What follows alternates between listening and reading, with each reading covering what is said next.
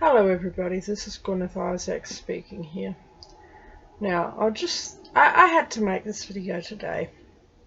There's, one of my friend's mums just died, and she was pretty old. She was in her late 80s or early 90s.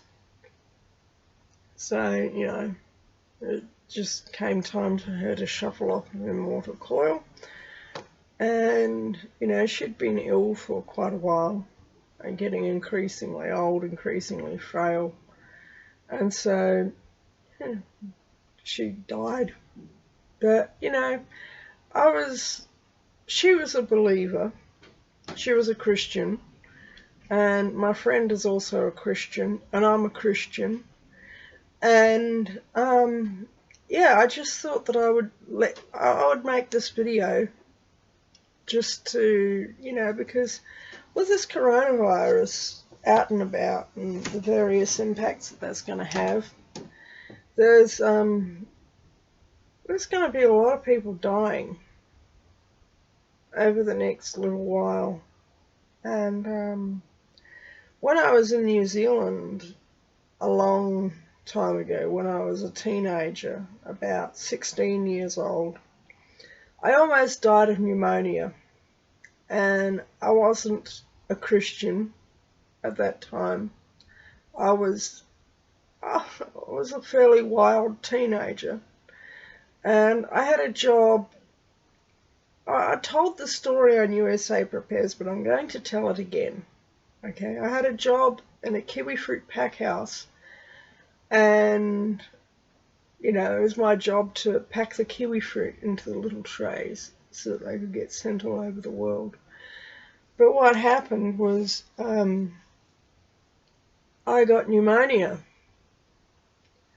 and it was absolutely terrible. With every breath that I took, it felt like I was being stabbed in the lungs. That's what it felt like. And every time I took a breath, my whole chest would rattle. And it was quite terrifying. And I was, like I said, I was 16. So I hardly even started on life's journey. Already suffered a tremendous amount, in my short life. And there's people who, maybe knew me back then who could testify to that. But I'll tell you what happened. I went into I kind of blacked out for quite a few days, I think. And I saw hell. And I didn't see fire and the devil standing there and all the rest of it. The hell that I saw was blackness. And it was eternal blackness, going on forever in every direction. And this blackness, this darkness, was intelligent. And it was really evil, and it wanted to hurt me. And I believe that I saw hell, the hell that was lined up for me. Okay, that's what I saw. An eternity of being alone with this darkness all around me, no light ever, and eternal terror of this intelligent, thinking blackness that wanted to hurt me. Okay, that was gonna be my hell for all eternity. And for me personally, that's terrifying to think about.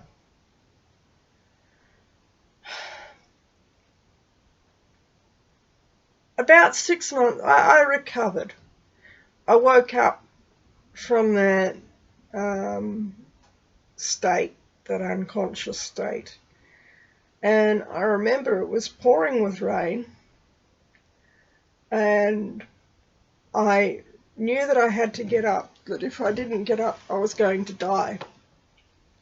So I got up and I stumbled through the pouring rain, and there was a house about 100 metres from the caravan that I was staying in.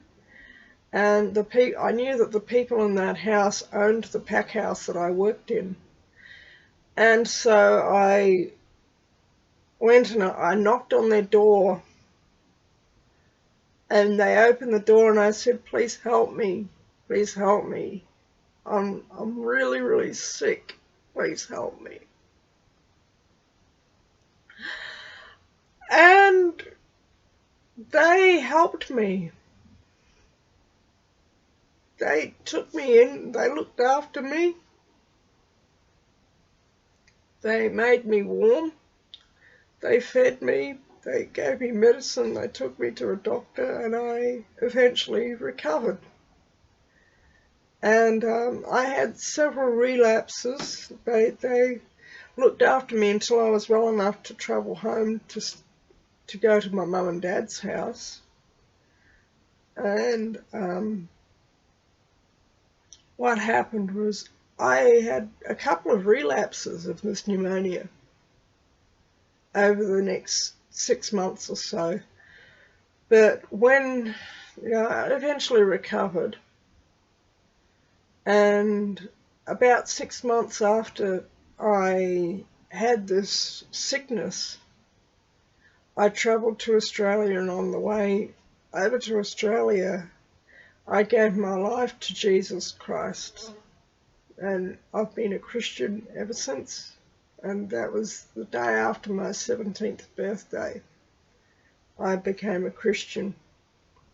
And I'm so grateful to God, because I know that that black place, that hell that I saw, that I will never have to go there. Now, a couple of times since then, I've almost died. And one time in particular, which I'll also talk about, I was giving birth to my son Theo, and I almost died in childbirth. I bled to death, almost bled to death. And oh my God, the blue-haired people. I don't remember the gynecologist's name, but what I do remember is she had blue hair. She sent me home just 48 hours after I'd given birth, and I had a 1-hour car ride and a 1-hour barge trip, because we were living on an island in the southern Moreton Bay Islands, southeast Queensland, just off the Gold Coast. And it was a 1-hour barge trip to get the car back onto the island. And I got home, and I remember I was absolutely exhausted, and I collapsed into bed. And I just went to sleep. And in the morning, I woke up. I felt fantastic. I felt better. I felt great. My thoughts were absolutely crystal clear. I felt such joy and such happiness. I felt fantastic. Wow. I was so happy. And I'll tell you what, happiness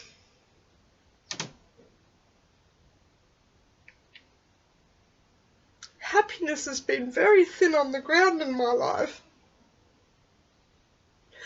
Truth be told, I've had a horrible life, but I've got God and I've got Jesus. He's the God who made the whole universe, and He loves me, and He died for me, and that encourages me to keep going. And to be perfectly honest, I've had a shit of a life.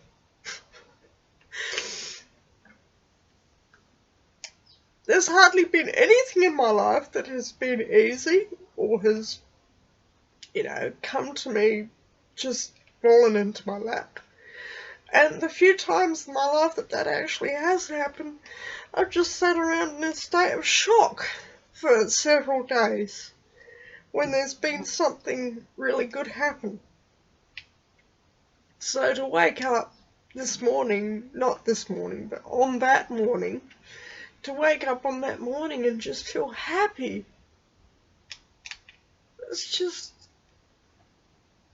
beautiful and amazing. And my thoughts were so clear. And I was just so...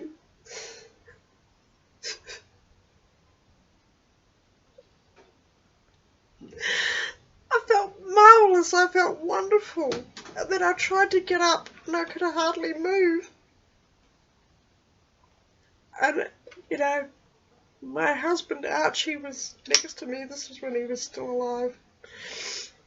He was next to me and he said, how are you feeling? I said, Archie, I think there's something wrong. And he said, what is it? How are you feeling? And I said, I feel great, but I can hardly move. My whole body felt like a sack of sand.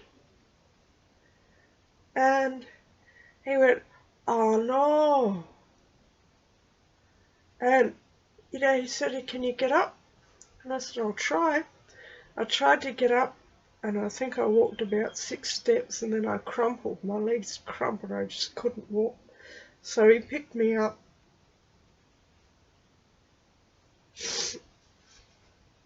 He picked me up and he carried me into the car, and we drove straight down to the doctor's. And she said, what's she doing back on the island? And Archie said, the gynecologist at Brisbane sent us home at the Hurston Medical Centre, Hurston Women's Hospital, or whatever it's called. She sent me home. And this doctor I remember she was quite angry. She said, not at Archie, she was angry at the hospital. But she said, Archie, take her home and just look after her. She's either going to live or she's not going to live. There's nothing we can do for her. I'm glad that I lived. This was 16 years ago now, almost 17 years ago actually, that this happened. And I'm glad I lived. I'm glad I got the chance to see my boys grow up. But, there's a heaven and there's a hell. And I believe that I could have died on that day. And it would have been, wonderful for me. But it would have been really, really sad for everybody else. So I'm glad I got the chance. Archie died 3 months after that. So, yeah, I'm glad that I got the chance to live and be a mum to my boys. And I know that I'll see Archie one day. And yeah, but you have got to all realise that death can come at any time, and you have to make sure that you're right with God, you're right with Jesus. There's going to be a lot of people die over the next little while. Many of them will not be right with God. They will go to a terrible eternity. But make sure that you're right with Jesus. Give your life to Jesus Christ. God bless you all, and I'll see you later.